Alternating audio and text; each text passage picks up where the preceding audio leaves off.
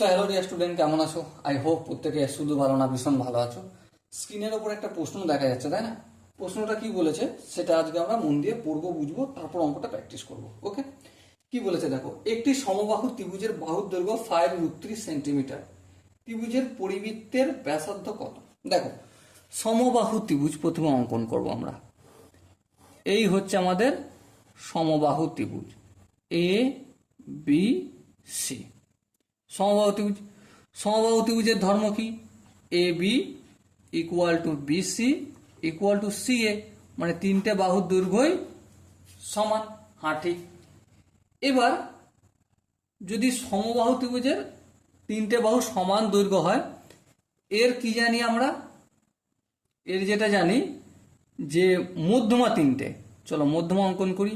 এই মধ্যমা, এই মধ্যমা, আর এই এডি, এডি ই এফ নামগুলো দিয়ে দিলাম। মধ্যমার নামটা দিচ্ছি আমি ও। এবারে এই মধ্যমা তিনটে ইকুয়াল হবে, হ্যাঁ, মানে BE equal to C F equal to AD. হ্যাঁ, তিনটে মধ্যমা ইকুয়াল। এবারে আমরা কি জানি যে পরিব্যাসার্ধ বলতে এই এ থেকে ও পর্যন্ত ডিস্টেন্সটা নির্ণয় করতে হবে। এ থেকে ও, এ থেকে ও পর্যন্ত যদি ডিস্টেন্স নির্ণয় করতে হয়, তাহলে প্রথমে আমাকে এডি এর ডিস্টেন্স নির্ণয় করতে হবে। এডি সমান কি? এডি সমান √3/2 ইন্টু বাহু। হ্যাঁ, তাহলে বাহুর দৈর্ঘ্য কত বলে দিয়েছে? দেখো কোশ্চেনে বলছে 5√3। চলো এই 5√3 লিখলাম। সো আলটিমেট কি পেলাম? 5 ইন্টু √3 কে √3 দিয়ে গুণ করলে শুধু 3/2, তাহলে কত হলো? 15/2। বেশ, 15/2 পেলাম। এডি পেয়ে গেলাম। হ্যাঁ, তাহলে এও সমান কত? এও সমান হচ্ছে কত? 2/3 ইন্টু মধ্যমা। মধ্যমা কত পেয়েছি?